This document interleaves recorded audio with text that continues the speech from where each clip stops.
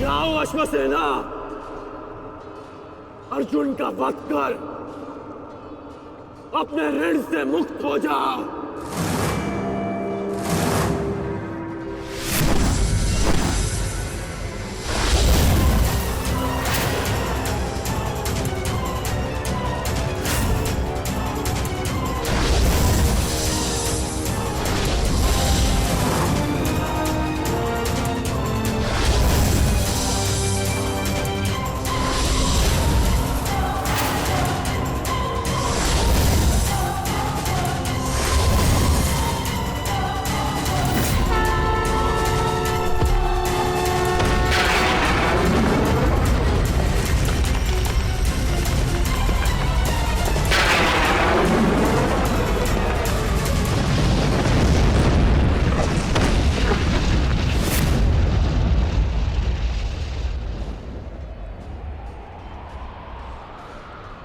माधव, ये मेरे प्रहार की हार नहीं है, ये आपकी जीत है। पुनः आपने अर्जुन की रक्षा की, किंतु कब तक आप और भाग्य अर्जुन की सुरक्षा करते रहेंगे?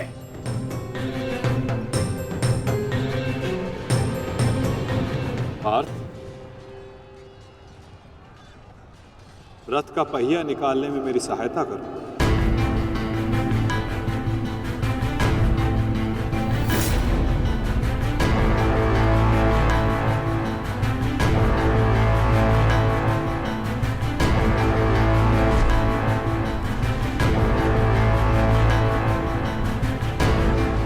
प्रहार कीजिए अंगराज, यही अवसर है।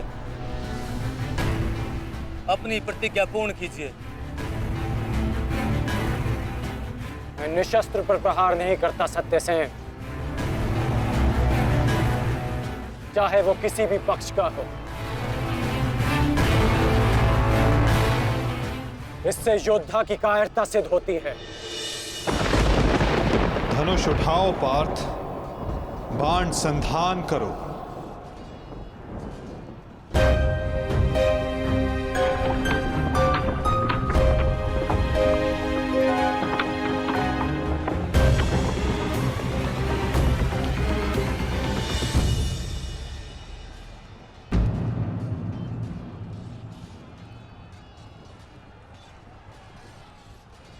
कर्ण विकोदर भीम को रोकने गए हैं पार्थ। शीघ्रता कीजिए माता, हमें कर्ण को रोकना होगा। अंगराज, कर्ण को रोकने के लिए हमें उनके पीछे जाने की आवश्यकता नहीं है पार्थ। यदि उनको रोकना है तो हमें किसी और के पीछे जाना होगा। 98!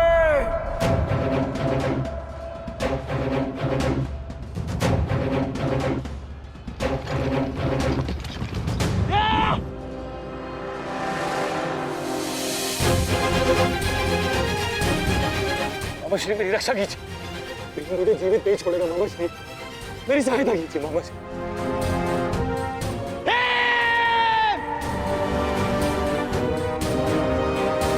दुशासन, इस समय तुम्हारी रक्षा तुम्हारे मामा की नहीं, तुम्हारे भाव के वश में है। जितनी गति से हो सके भाग जाओ, भाग जाओ,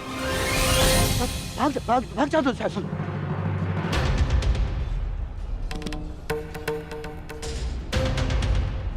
मैं कहता हूँ रुक जाओ भीम।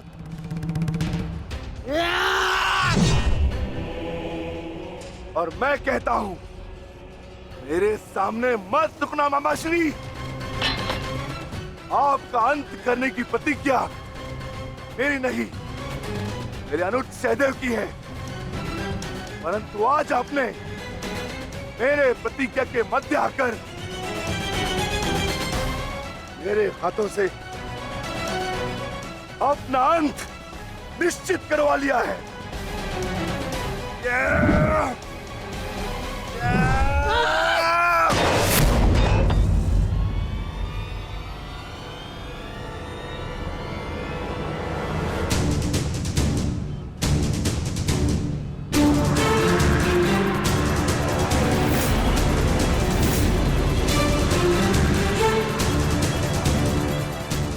कदाचित कोई और दिन होता तो आपकी रक्षा नहीं करता गांधार राज, परंतु आपका सौभाग्य कि मैं कौरव सेना का सेनापति हूं और आप मेरे पक्ष में हैं और अपने पक्ष के योद्धा की सुरक्षा करना मेरा कर्तव्य है। अब जाइए यहां से।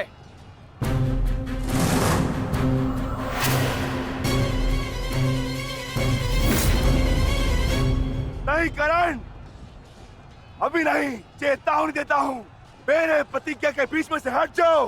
कहीं ऐसा ना हो कि मेरे अनुज का अधूरा द्वंद्व मैं पूरा कर दूं। हट जाओ मेरे मार्ग से। इस समय हम दोनों एक दूसरे के मार्ग में नहीं, हमारी प्रतिज्ञा एक दूसरे के समक्ष खड़ी है। तुम्हारी प्रतिज्ञा है कि तुम कौरवों का नाश करोगे और मेरी प्रतिज्ञा है कि मैं उनकी सुरक्षा करूंगा।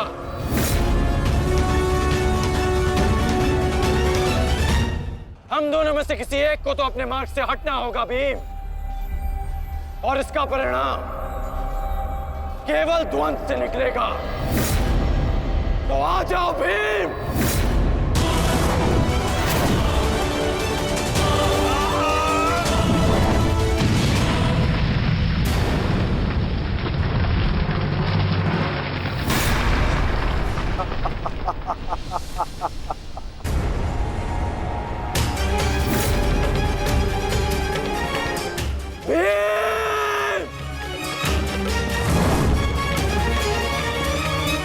मैं वचन देता हूं कि अर्जुन के अतिरिक्त आपके किसी पुत्र का वध नहीं करूंगा मैं।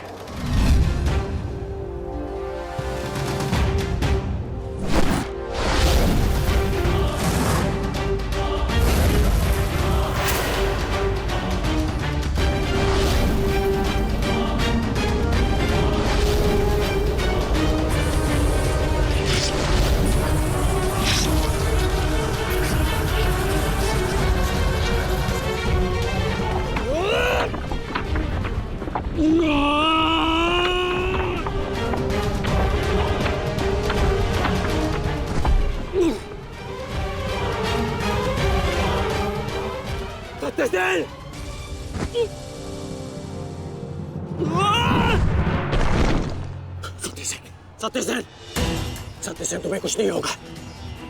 तुम चिंता मत करो, मैं तुम्हें सुरक्षित स्थान पर लेकर चलता हूँ। चलो। नहीं अंगराज, अब आप अंगराज कर्ण नहीं, सेनापति कर्ण है। आपका उत्तरदायित्व है समस्त कौरवों की सुरक्षा। मैं तो एक साधारण सा सारथी हूँ। मेरी रक्षा के लिए समस्त कौरवों के प्राण संकट में न डालिए। युवराज दुर्योधन के पास जाइए, अर्जुन उसी ओर गए हैं।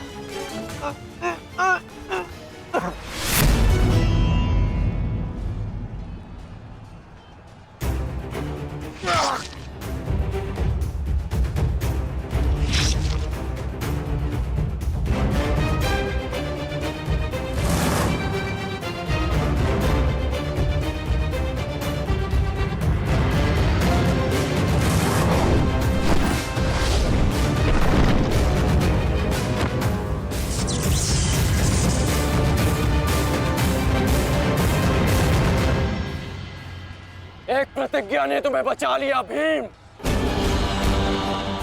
इस पाश से बाहर निकलने का जितना प्रयास करोगे वो तुम्हें उतना ही जकड़ेगा। अपने प्राण बचाना चाहते हो तो अधिक प्रयास मत करना, अन्यथा दम घुटने से अपने प्राण खो बैठोगे।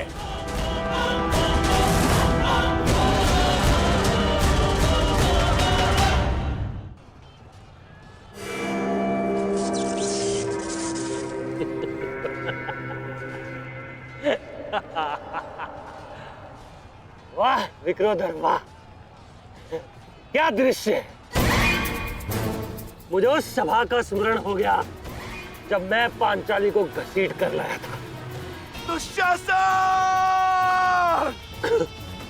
क्रोध आ गया भीम, क्रोध। क्षमा करना भीम, क्षमा करना कि तुम्हारी भाभी को नहीं, तुम्हारी अर्धांगिनी को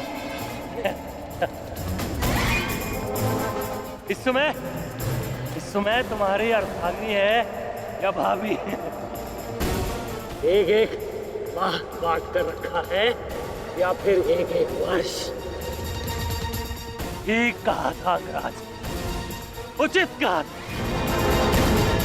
वैश्य, वैश्य!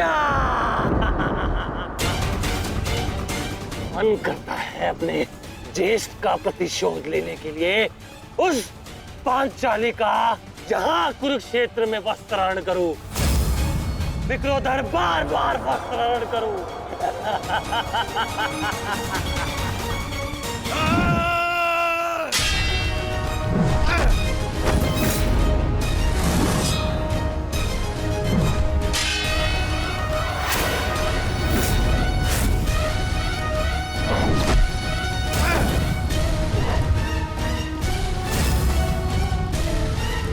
अपने अनुजों की मृत्यु का प्रतिकार लूंगा मैं।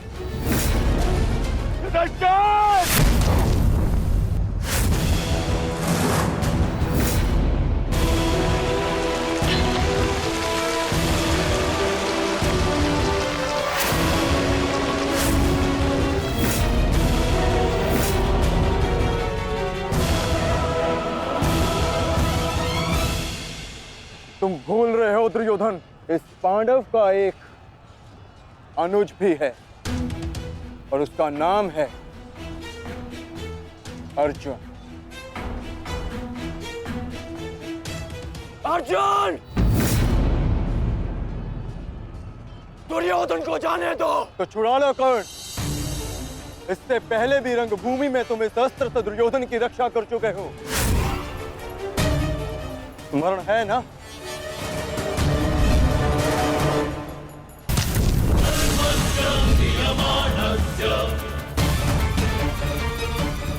किंतु आज इसकी रक्षा कोई नहीं कर पाएगा और तुम्हारे बाणों को मैं इसकी रक्षा करने नहीं दूंगा।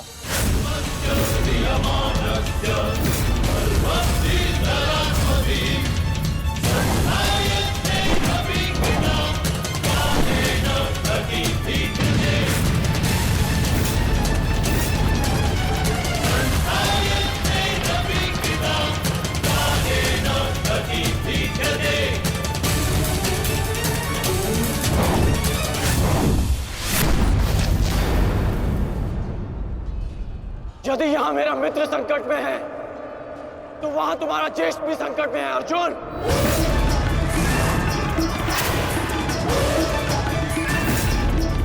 अब निर्णय तुम्हारा है। अपने ज्येष्ठ के प्राण बचाओ या उसके दम घुटने की प्रतीक्षा करो। क्या करोगे अर्जुन? सेनापति का करो।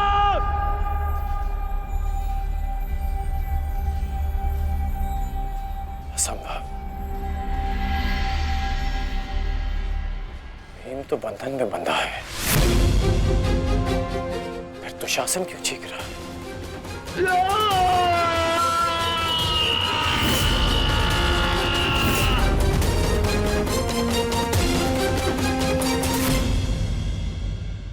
मित्र संकट में है तो वहां तुम्हारा ज्येष्ठ भी संकट में है अर्जुन। अब निर्णय तुम्हारा है। अपने ज्येष्ठ के प्राण बचाओ या उसके दम घुटने की प्रतीक्षा करो। सेनापति का मेरी रक्षा करो।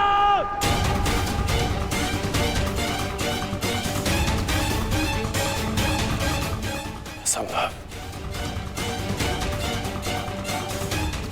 भीम तो बंधन में बंधा है, फिर तो शासन क्यों चीख रहा है?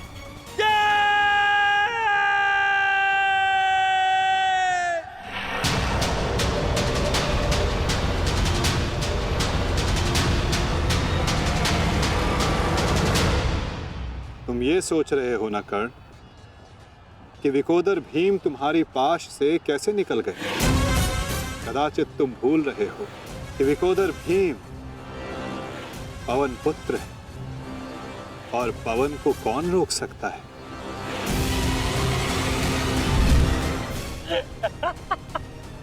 वाह रे वाह कुंती पुत्र हो, पवन पुत्र। बस इतना ही बल है तुमने। बुलाओ बुलाओ अपने भाइयों को यहाँ।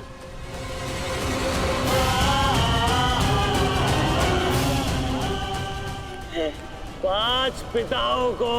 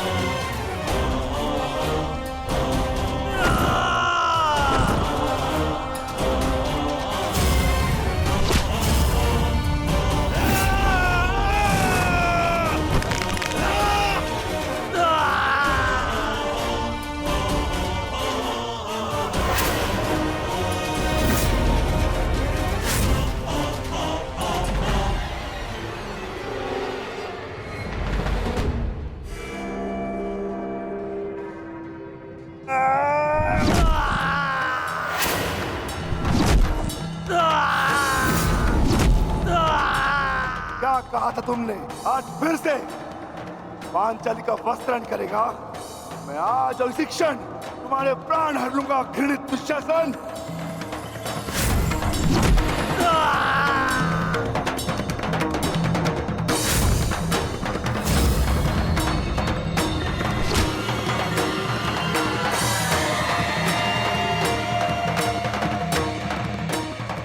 इसी भांति तुम पांचाली के केश पकड़कर युद्ध सभा में लाए थे ना?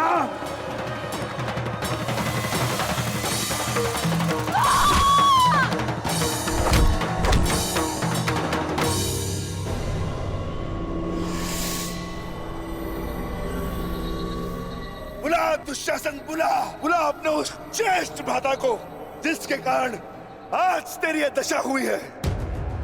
बुलाओ अपने 98 भाइयों को जो तेरे कारण और तेरे ज्येष्ठ के कारण धरती और नरक के मार्ग में फंसे हैं।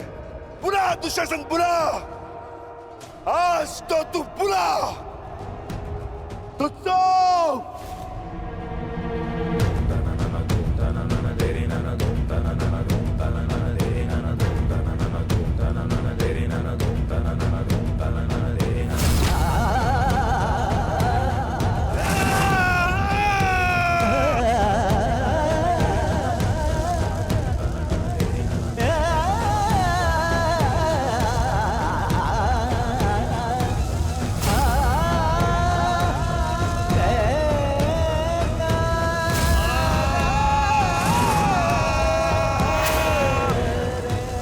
इसी भांति तुमने पांचाली के केश पकड़कर उसे घसीटा था ना।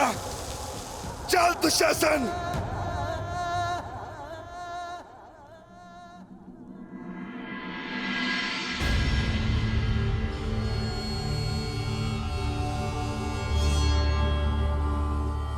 प्रणिपात माता। पिताश्री ने आपको कुरुक्षेत्र में प्रस्तुत होने का आह्वान दिया।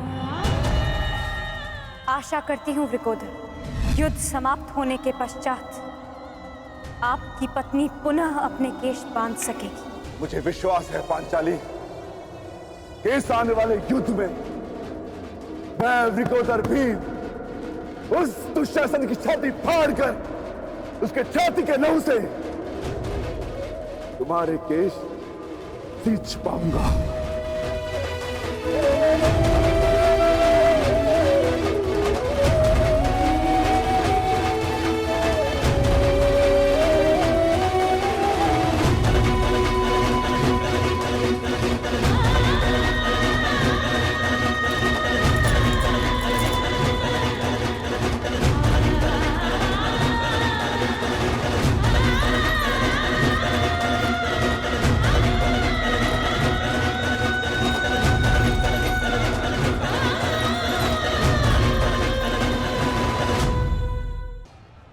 भ्राता भीम की पुकार का अर्थ तो समझ रहे हो ना दुर्योधन। आज तुम्हारा 99वां अनुज भी जीवित नहीं बचेगा। जिस प्रकार उस युद्ध सभा में हम कुछ ना करने के लिए विवश थे, आज उसी प्रकार तुम अपने अनुज की रक्षा ना करने के लिए विवश हो। विवशता क्या होती है उसका भान आज होगा तुम्हें। तुम्हारा अंत करने से पूर्व तुम्हें तुम्हारे किए कुकर्मों का भान कराना आवश्यक है दुर्योधन। हम तो उस दिन विवश थे, किंतु मैं तुम्हें एक अवसर देता हूं। सूर्य अस्त होने में अभी 2 घड़ी शेष हैं और तुम्हारे अनुज के पास भी।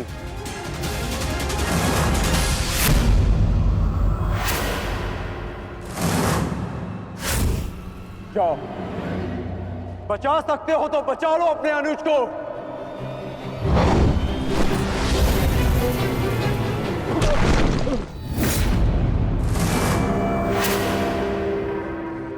जाओ दुर्योधन, दौड़ाओ अपना रथ और बचा लो दुशासन के प्राण। कर चलो।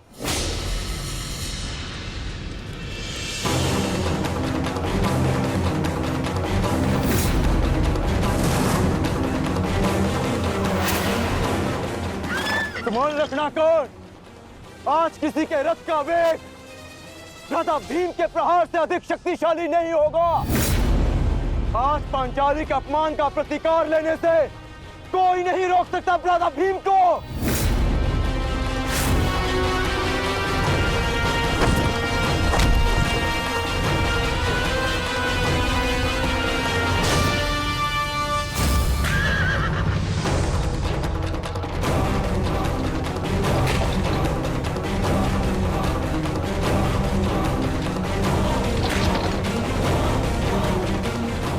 शीघ्रता करो मित्र।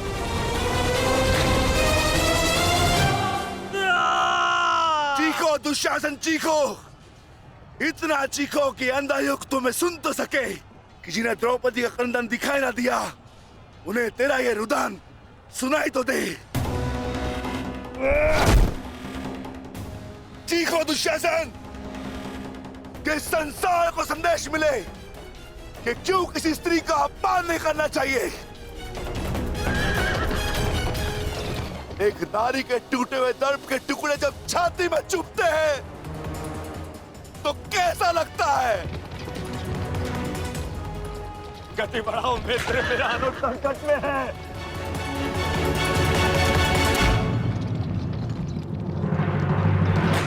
इस बाएं हाथ से तुमने द्रौपदी के केश पकड़े थे ना? स्मरण है ना नीच?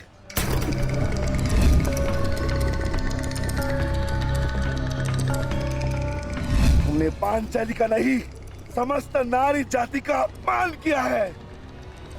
आपको तुम्हारे धड़ पर रहने का कोई अधिकार नहीं।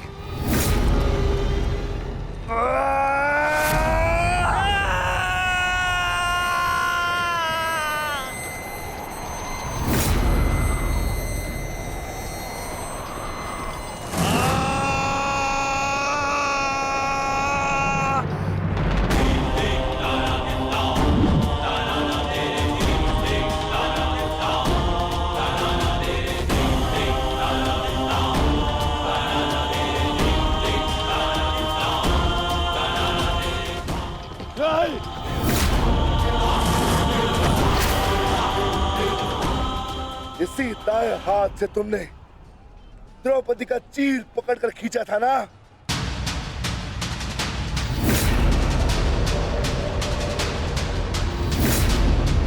अब चीर क्या, तुम लीर भी नहीं खींच पाओगे।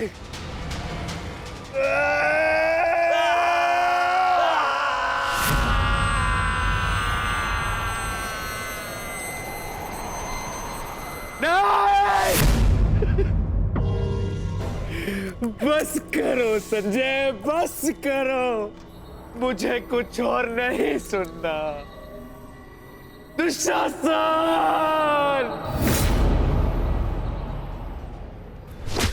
इसी छाती को पीट पीट कर तुमने पुरुषार्थ का ढोल पीटा था ना? अपने पुरुष होने का दम भरा था ना? अब मैं पीटता हूं तुम्हारी छाती।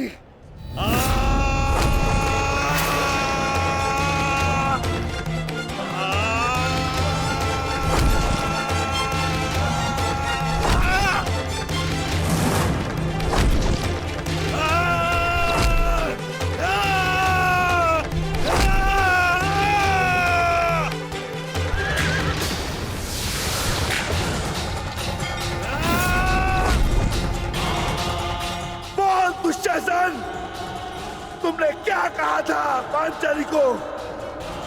बोल, तुमने क्या कहा था पांचाली को? वैश्या!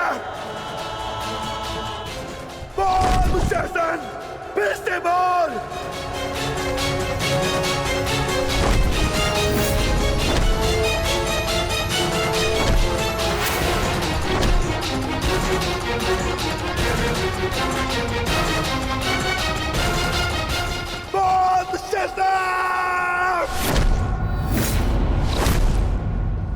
बोल दुशासन, बोल।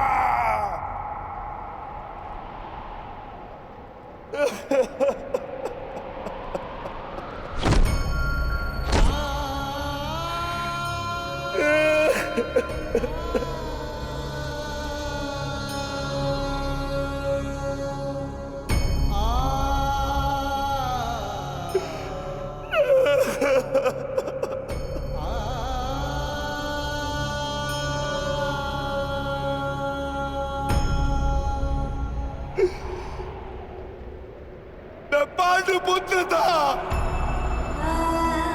मैं देवपुत्र था। तुमने मुझे क्या बना दिया दुशासन?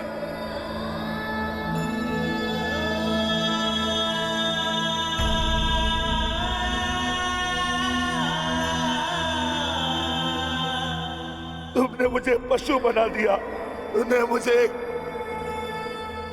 एक राक्षस बना दिया।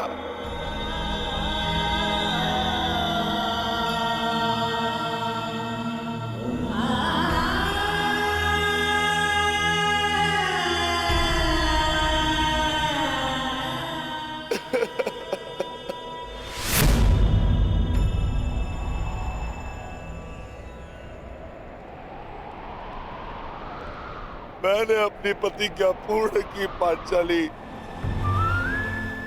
परंतु मेरे प्रश्न का उत्तर पूर्ण नहीं हुआ। क्यों मुझे ऐसे युग में जन्म लेना पड़ा जहां मुझे अपने ही भाई के रक्त से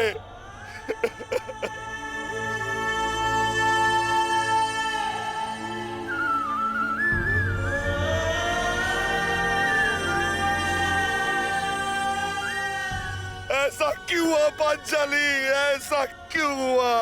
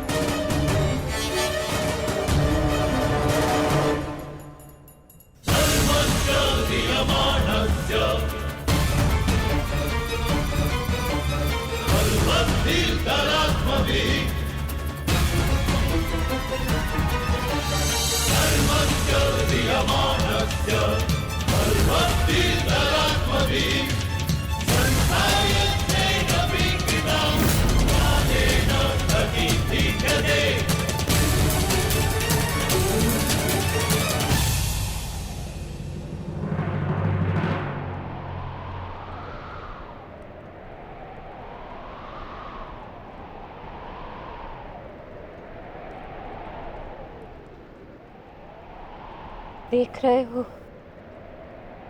युवराज दुर्योधन,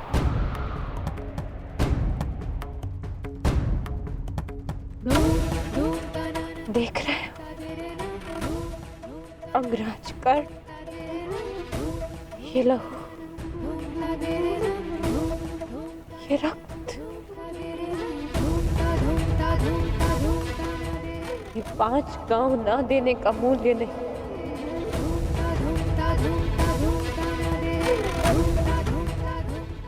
ये पंचभूत से बनी सृष्टि के सबसे बड़े सृजन, स्त्री के अपमान, उसे यातना देने का मूल्य।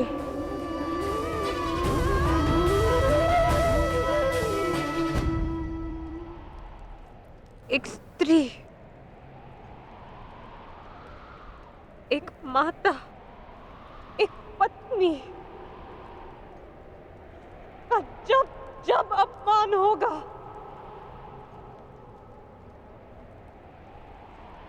तब तब ऐसा दृश्य दोहराया जाएगा।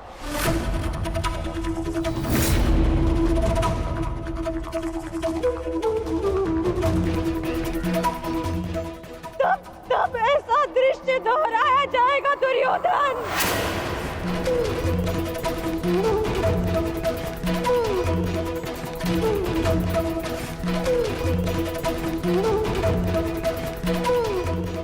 एक स्त्री को अश्रुओं से स्नान कराने का मूल्य रक्त स्नान से चुकाया जाएगा। आज मेरी पीड़ा कम नहीं हुई है, और बढ़ गई है।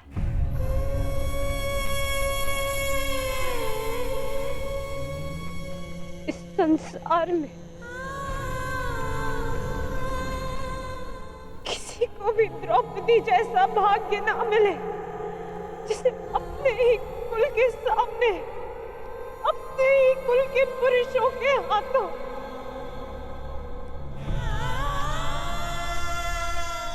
अपमान सहना पड़ा,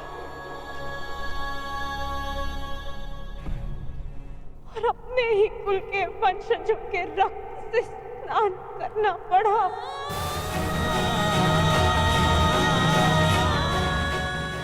हे ईश्वर, इस संसार में किसी को भी द्रौपदी बनाकर जन्म मत देना।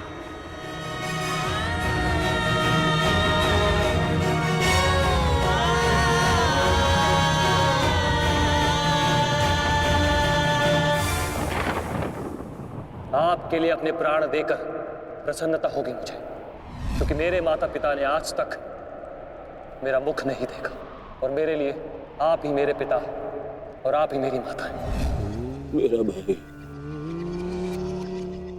मेरा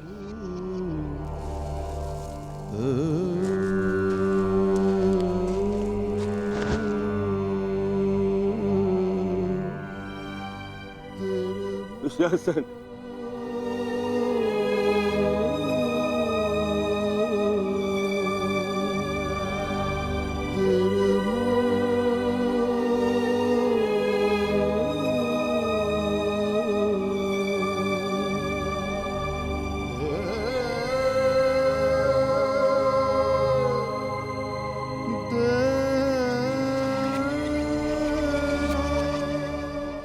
उठ जा, उठ जा, देख युद्ध समाप्त हो गया है। तेरी भुजाओं के बल के सहारे ही तो मुझे संसार पर राज्य करना था।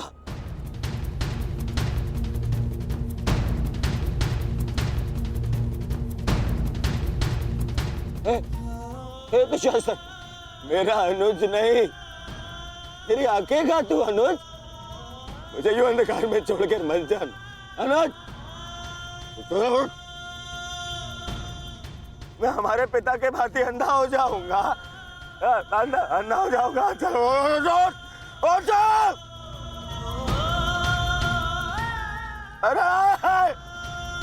अरे इसकी बुझाए क्या है? अरे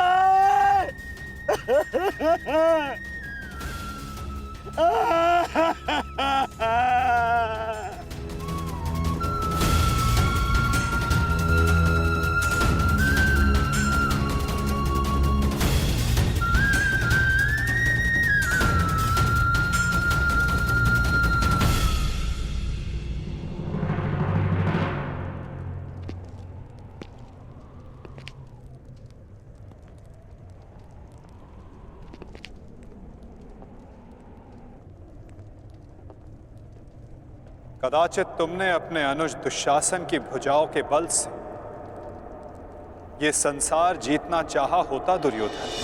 नारायणं नमस्कृत्य नरं चैव तो आज सारा संसार तुम्हारा दास होता, किंतु नहीं, तुमने इसकी भुजाओं के बल से एक स्त्री का वस्त्र हरण करना चाहा दुर्योधन। कदाचित तुमने इसकी दुर्जयता के बल से तीनों लोकों पर शासन करना चाहा होता दुर्योधन, तो आज तुम्हें वो भी मिल जाता,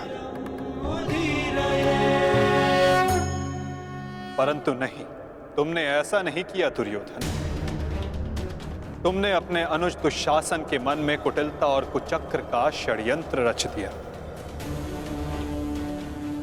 कदाचित तुमने अपने नेत्रों को उचित मार्ग दिखाया होता दुर्योधन, परंतु तुमने अपनी उन आंखों से महाविनाश का स्वप्न देखा।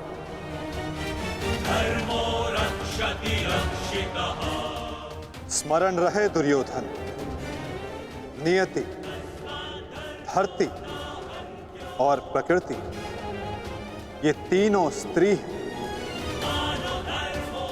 और जब जब स्त्री का अपमान होगा, नियति पुरुष के विरुद्ध होगी। धरती उस अपमान का भार नहीं सहेगी और प्रकृति उसे नष्ट कर देगी।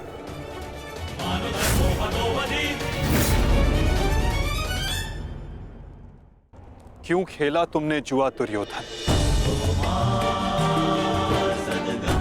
क्या तुम्हारे अनुजों में, क्या तुम में पुरुषार्थ कम था जो द्यूत खेलने की आवश्यकता पड़ी?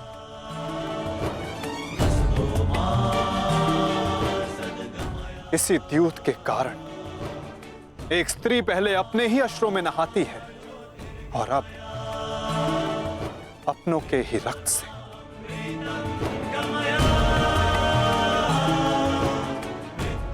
क्यों किया तुमने ये लालच दुर्योधन? क्यों रचा ये कुचक्र?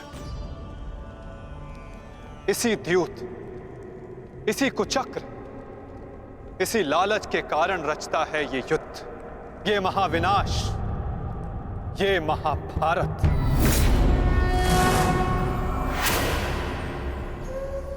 क्यों आज एक भ्राता को अपने ही अनुज के रक्त को पीना पड़ा और दूसरा आज स्वयं के रक्त में लथपथ है? स्मरण रहे, जो हाथ स्त्री की लाज, उसके मान के रक्षण के लिए, यदि वो हाथ स्त्री की लाज उतारने का दुस्साहस करेंगे, उसका मान भंग करने का दुस्साहस करेंगे, तो उन हाथों को धड़ से अलग कर दिया जाएगा।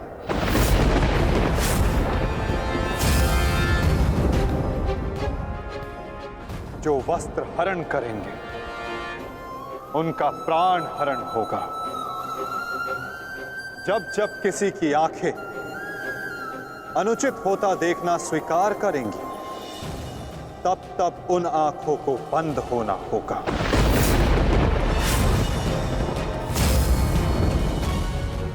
यही नियति है, यही प्रारब्ध है, और यही है इस महाभारत का कारण और निवारण।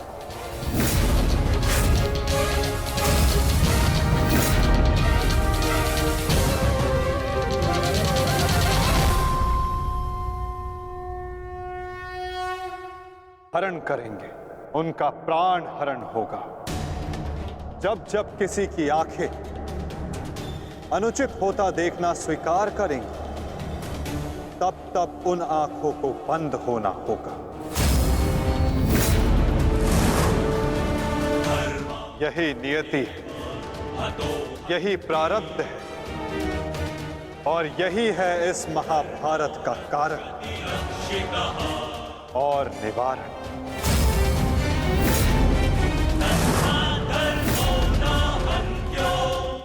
अधर्म की ओर धर्म के बढ़ते बाणों को रोकने का प्रयास करने वालों को बाणों की शैया पर विश्राम करना होगा।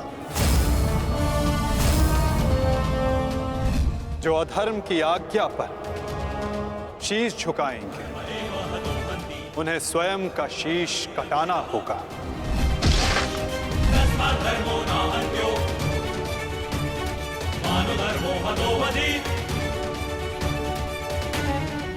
अधर्म को ना किसी का कवच बचा सकता है, ना ही किसी के बाण।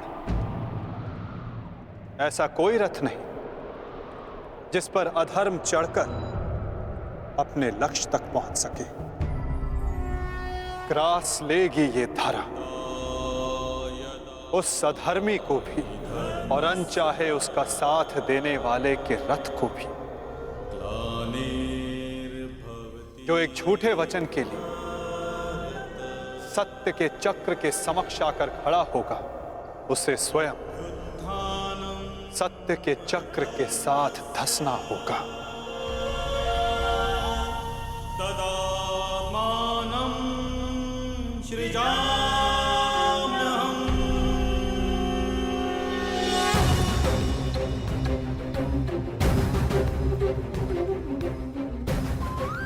ये तुम्हारे अपमान का नहीं, समस्त स्त्री जाति के अपमान का प्रतिकार है पांचाली।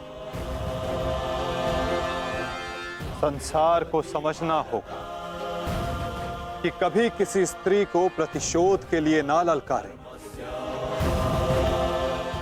क्योंकि प्रतिशोध पाकर मन की अग्नि शांत नहीं होती, अपितु और धधकती है। यही है इस महाभारत का संदेश और नियति का उपदेश।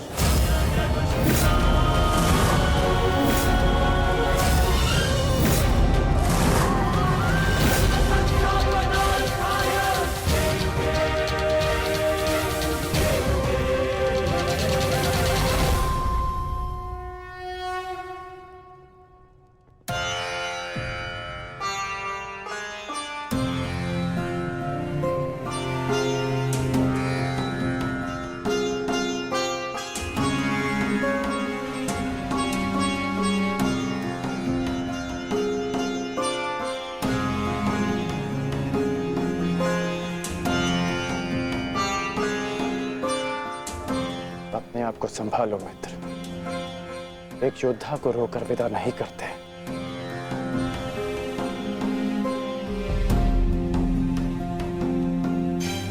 हम तो शासन का बलिदान जो व्यर्थ नहीं जाने देंगे। आगे बढ़ो मित्र, अपने अनुज की अंतिम विधियां पूर्ण करो।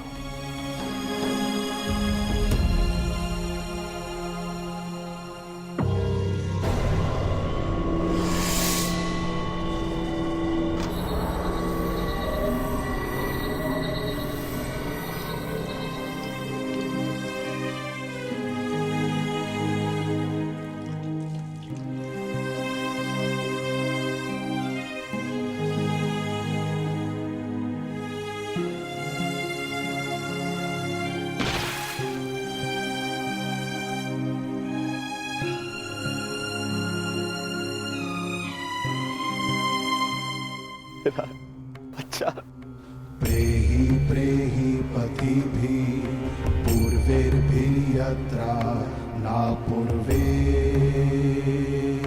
पितरपर्युः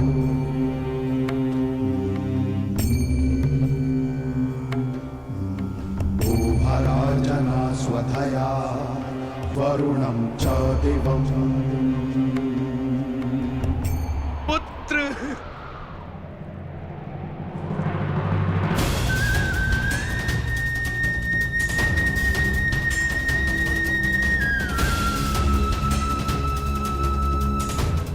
क्यों?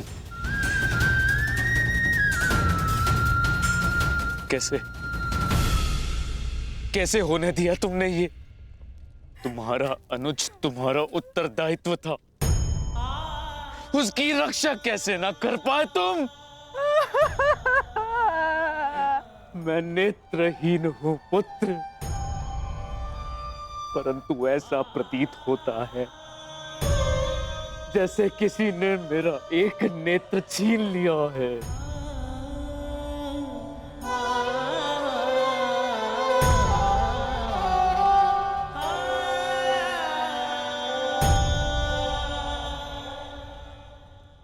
कहते हैं सर्वनाश उत्पन्न होने पर जो उसे आधा बचा ले पुत्र, वो ज्ञानी होता है पुत्र। मैं अपने 99 पुत्रों को तो खो चुकी हूँ, परंतु मैं अपना अंतिम पुत्र नहीं खोना चाहती,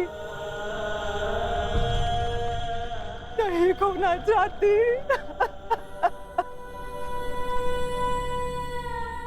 बंद कर दो ये महाविनाश दुर्योधन, और लौट चलो, किसी को तो रहने दो जो हमारा पिंड दान कर सके।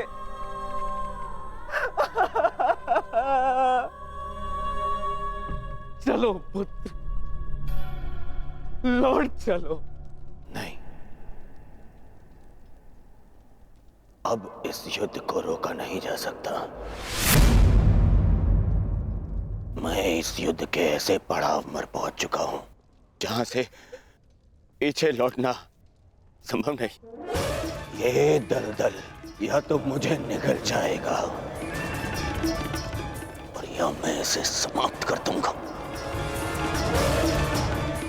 अब या तो उन पांडवों का अंत होगा और या तो मेरा। नहीं, उससे पूर्व कदाचित ये युद्ध नहीं रोक सकता।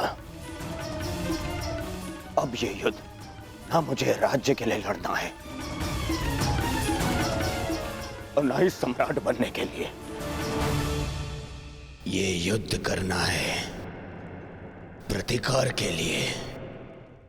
जिन पांडवों ने मेरे 99 भ्राताओं का वध किया, उनके वंश का समूल नाश करूंगा मैं।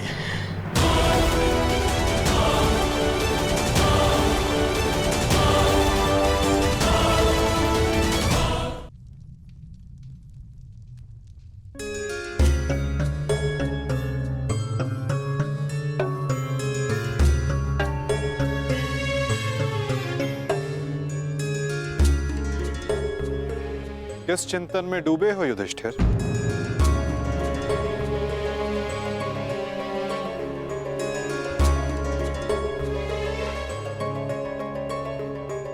प्रणिपात वासुदेव।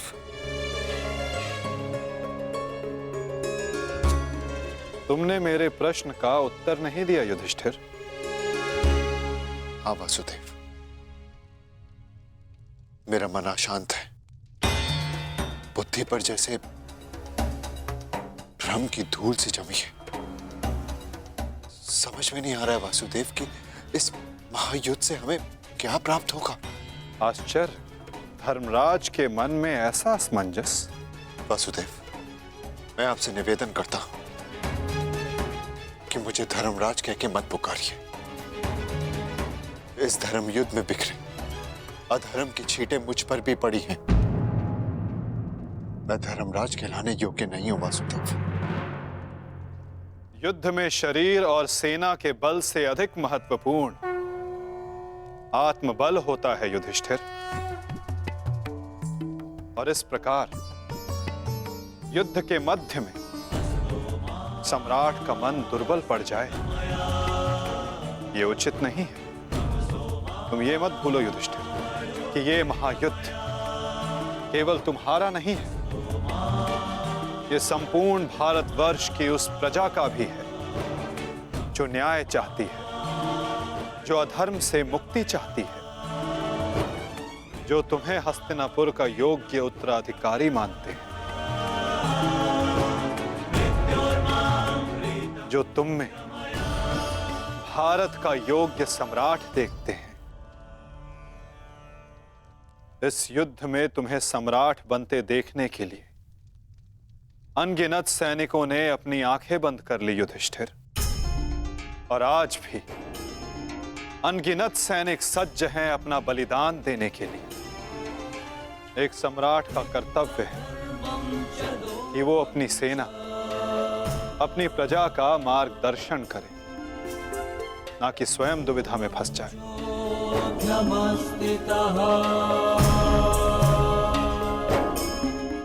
किंतु प्रश्न ये है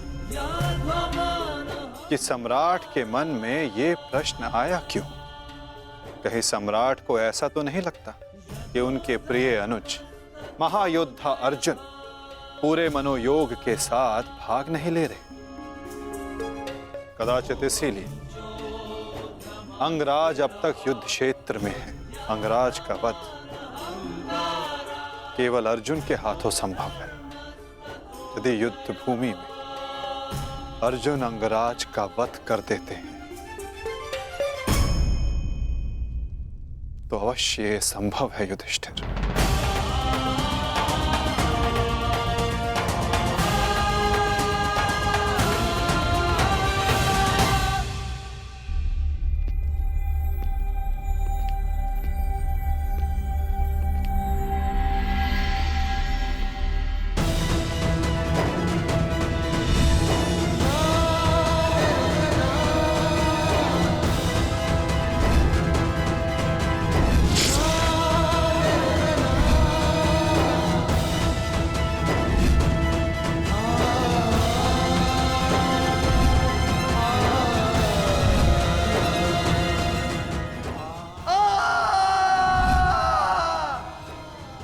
पर परिवर्तन के लिए संघर्ष किया, क्योंकि जब भी मैंने ऐसा किया तो मैंने लोगों की आंखों में आशा की किरण देखी।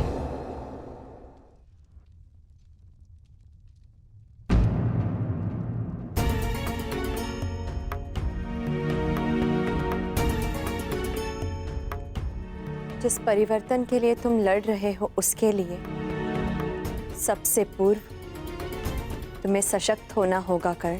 कुछ समझ नहीं पा रहा हूं वृषाली। लगभग अपने सारे प्रिय खो चुका हूं। हमारी अगली पीढ़ी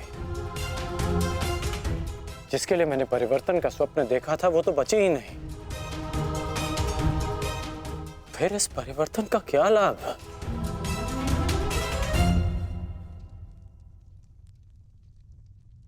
तुमने जो जो सहा है मुझे उसका भान है कर्ण, परंतु कुछ नवीन पाने के लिए बलिदान करने ही पड़ते हैं।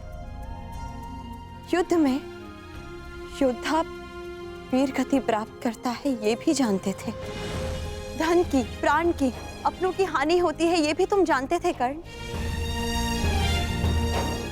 फिर आज ये उद्विग्नता क्यों? इस समय तुम कौरव सेना के सेनापति हो अंगराज, और तुम्हारी सेना को तुम्हारे मनोबल की आवश्यकता है।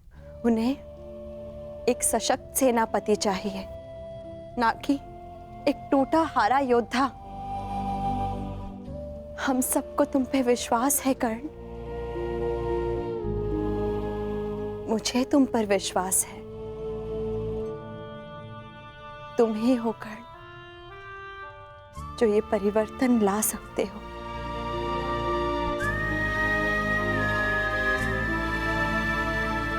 मैंने तुम्हें कितने कष्ट दिए हैं, फिर भी सदा तुमने मेरा साथ दिया, मुझे साहस दिया।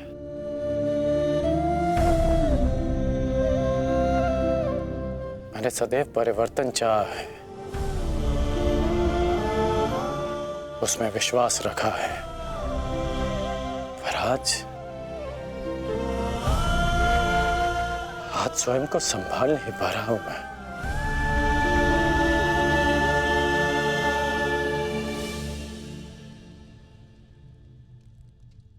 स्वयं को संभालो सरसेनापति, इस तरह टूटो मत, क्योंकि अगर तुम टूटे तो परिवर्तन का वो स्वप्न टूट जाएगा।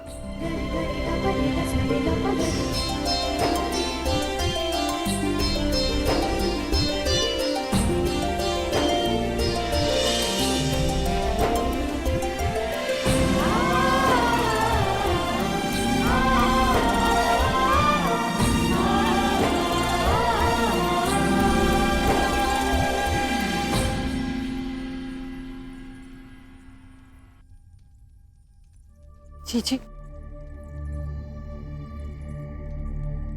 एकांत। जी मैं कुछ मत कहो कुंती, समय ने मुझे उस मोड़ पर लाकर खड़ा कर दिया है जिस मोड़ पर ना तो मेरे पास कुछ कहने के लिए है और ना ही सुनने के लिए। तुम्हें स्मरण है तुम्हें वो समय कुंती जब हमारे हस्तिनापुर में हर्ष, खुशी, उल्लास और आनंद होता था। मुझे दंभ होता था कि मेरे कक्ष में 100 और तुम्हारे कक्ष में 5 दीपक हैं, परंतु आज मेरा ये कक्ष अंधकार में डूब गया है। एक एक करके इस अभागिन माता ने अपने 99 पुत्र खो दिए हैं।